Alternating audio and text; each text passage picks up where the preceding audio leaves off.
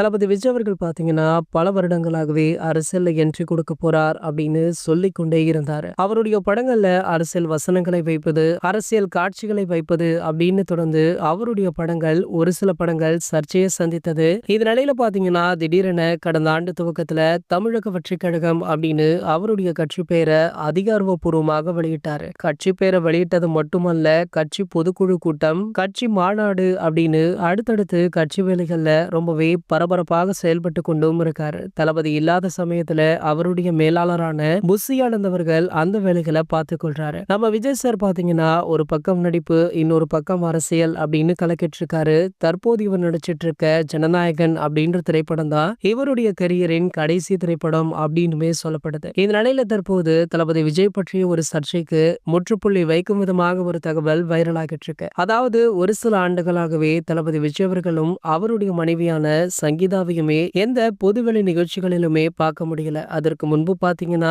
சங்கீதா அவர்கள் தளபதி விஜய் அவர்களுடைய அனைத்து விழாக்களிலுமே தவறாமல் கலந்து கொள்வாங்க. ஆகையால இவங்களுக்குள்ள பிரச்சனையா இல்ல விவாகரத்து பெற்று விட்டாங்களா அப்படின்னு பல சர்ச்சைகள் சமூக வலைதளங்கள்ல உலா வந்தது. ஆனால் தற்போது வந்துள்ள தகவல் அது அனைத்திற்குமே பதிலடி கொடுக்கும் வகையில் அமைஞ்சிருக்கு. அதாவது சங்கீதா விஜய் அவர்கள் தற்போது சென்னை வந்திருக்காங்களாம். மேலும் பாத்தீங்கன்னா இந்த சர்ச்சைகள் அனைத்திற்குமே முற்றுப்புள்ளி வைக்கும் விதமாக பேட்டி ஒன்று கொடுக்க போவதாக செய்திகளுமே வெளியாகி இருக்கு. இது போன்ற சினிமா செய்திகளை பத்தி நீங்க உடனே தெரிஞ்சுக்க நம்மளுடைய சேனலை மறக்காம சப்ஸ்கிரைப் பண்ணிக்கோங்க.